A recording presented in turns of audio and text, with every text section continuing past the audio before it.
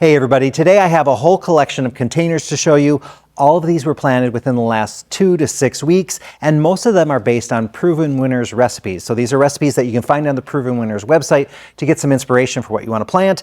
And what I like about this is that you're going to see how the plants grow in real life, because on the Proven Winners website, well, let's just say they have some very heavily photoshopped images. They show you the ideal. I'm going to show you the reality. Just remember that in a lot of my containers, I use fewer plants or larger containers. And remember, these are also still a little bit young, so they have some growing to do. A lot of them aren't trailing over the edge, or they're not as full or as tall as they will be, say, in about 3 more weeks or 4 more weeks or so. So they're just getting started, but I think it's a really good way for you to see how these plants grow. So let me clear this off so that we can zero in on each recipe and talk a little bit more about each one. So these 2 containers are based on the Never Too Late recipe, and what we do on our website and with our customers is if they see a recipe they like, we let them change up the colors or choose different plants. So both of these include a Rockin' Salvia, so this is the deep purple, this is the fuchsia, and then for the petunias in here, this one, normally they would have probably a Royal Velvet. We're using a Headliner Blue, which is a non-Proven Winners plant. This one here is the Supertunia Jazzberry, or Supertunia Vista Jazzberry, and then this is also the Trailing Mizu. And one thing you'll notice, like the petunias are just starting to get to the point where they're reaching out, and then they're going to start trailing pretty soon. You can see the difference in the vigor of that Vista versus this Headliner. The Headliner is going to be very, very large, but it doesn't grow quite as fast and vigorous as some of the Vistas do. But I do love that Jazzberry. So let's get on to another one. So they call this one Comb Over, and what I like about this one is, so it has the Sun Patient, it has this Angelonia, and the Fireworks Grass. Right now, the Fireworks Grass is kind of the baby of the group, but as the summer progresses and when we get towards the end of the season, this is going to be the giant thriller in here. So the nice thing about this one is we can kind of rotate it around. So right now, we can kind of make this be our front. It's more of a filler. The Angelonia is doing great, and then as it changes, we can just kind of put the prettiest side or the most interesting side towards the front. One thing to note, that this is one of the Sun Patients. This is, I think, the Compact Purple. Just realize that the Compact Sun Patient is quite large. So don't be fooled by that word compact. There's also a Vigorous, which is absolutely huge. And then, let's see, this one here, this is a 14-inch pot, and this is only 3 plants in here. When I look at the recipe, they say a 14-inch pot, you would put 2 Angelonia, 2 of the Sun Patients. And I mean, if you take a look at this is filling out really nicely. I think if we would have, put those extra 2 plants in here, the effect is not going to be much of an improvement. I think it's actually going to be more of a detriment. It's going to be harder to water. Unless you went into more of like a 20-inch or an 18-inch container, then definitely, use that recipe. But this is, I think, just the right amount of plants for here. In fact, because these grasses tend to start sucking up a lot of water later on, this might actually be too small of a container, because man, when you get those grasses going, they just want to drink all the time. This one here is a variation on a recipe called Queen Anne, and it has this black-eyed Susan vine. This is the Lemon Appeal. You can see great lemon flowers. They're growing up the thing. They'll also go down the side and go down the edge.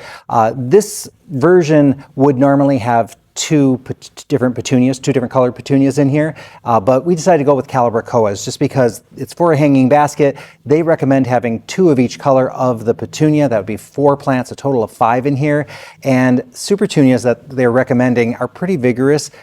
We just kind of felt like, no, let's go with just these regular Calibrachoas. Let's only go with 3, and let's make this an easier care basket. We didn't need to have that many plants in here. And just take a look at it. It's looking really, really nice. It's just starting to cover the edge of the pot. So in a couple of weeks, it's definitely going to go right over the edge. We won't see any of this container. Now, the only downfall with reducing our number of plants in here is that you can see some segmentation. So, this side looks more purple, more pink, more yellow. Eventually they will cross over quite a bit more and you'll see a little bit more mixing, but for the most part, you're always going to see a little bit of that segmentation. I don't mind that, but if you really wanted to be able to get things to really mix, you'd need to have, alternating each one. So if you had 3 colors, you'd need 6 plants in here, and then the one in the center for the vining one. That's a lot of plants, and I just think that's a little bit hard to keep watered. But the nice thing is hey, as you rotate it so it can get more sun, all your neighbors are going to think that you have a different container because the color changes every time you rotate it. So I think there's a bonus to that. Now this one over here is the one that I planted up for a video called Monarch Butterfly. And it's, again, this one, remember I had trimmed it way back, so it got really tidy. I'm so happy I did, because look at how thick and bushy this Calibrachoa is looking. You know, it's flowering again. So this is the Super Bells Double Yellow. This is the Dreamsicle. And then for the Lantana, they use the Luscious series. I'm using one of the Bandolista ones. And you can see what's happening with this one, because it's a vigorous variety. It's rising up, but then once it gets to a certain size, it'll start trailing down. So hopefully these will all play nice together. This is a very vigorous Lantana, so we're gonna have to keep an eye on it. I might be trimming it back here and there. So far it's behaving for the most part, but I do want to keep an eye on it because I don't want it to be swallowing up all these Calibrachoas. So we'll see how this one goes, but I think the color is going to be great, especially once we start getting the color off that Lantana. This is probably my favorite container of the season. I loved it from the minute I planted it, and I'm really happy with how it went. It's the Proven Winners recipe called Midnight Parade. If you remember, they also had a Coleus in here. I dropped the Coleus and then I added another Diamond Frost Euphorbia and I think another Verbena. I can't remember how many they had in there, if they only had the one or the two. But I'm really glad I did. It has a little bit of formality. You can see how the Diamond Frost Euphorbia is just dressing it up a little bit, and I really do love, instead of their Angel Face Angelonia, I went with this Angel Dance Fuchsia Bicolor, and the color is really beautiful. I think it looks really nice with this Superbena Royale Plum Wine. Very nice combination. This is one that I really want us to plant up next year and have some ready for Mother's Day, because this is just, the colors are really intense, and I think it's just one of those that it's going to be a standout, and that fuchsia kind of color, which is actually more of that magenta purple. It's a nice color. So this is one of my favorites. I'm in love with this. This whole combo is just fantastic. It's got the height, it's got the nice filling, and this Verbena is going to just start going and going, and it has not stopped blooming since I planted it. So that's the other nice thing about the Superbenas.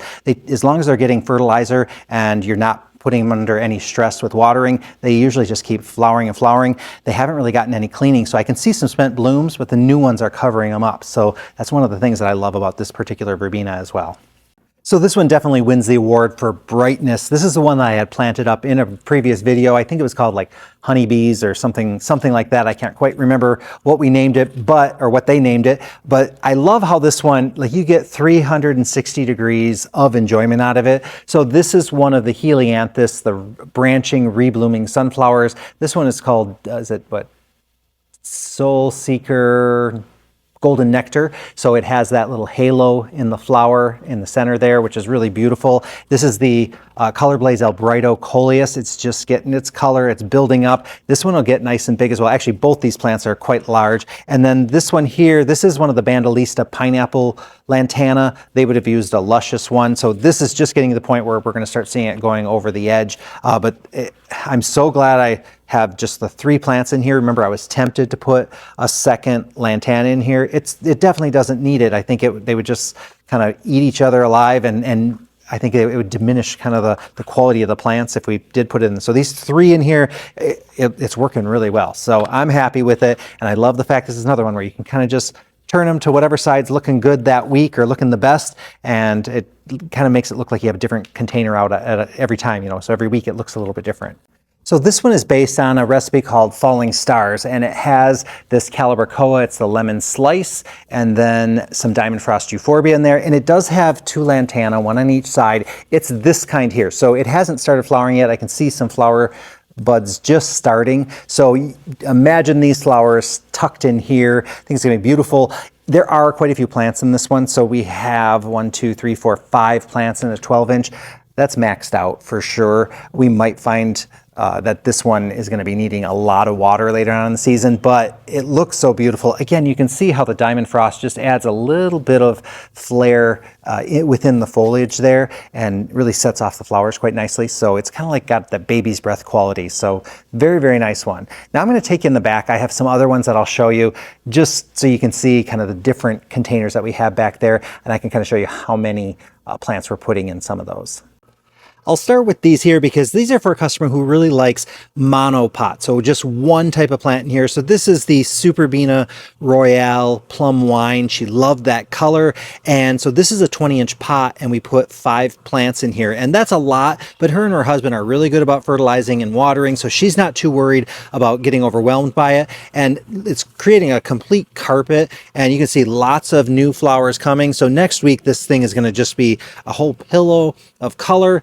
Over here, these are 19-inch pots, and this is the, I think, Sanguna Mega Purple, and has really large flowers on it. There's only 4 plants in this 19-inch container. So we just put them in the 4. You can see the center just filled right out. So a lot of times people will say, oh, you need 6 in there to make that fill in. Not when you have a nice vigorous variety like this one.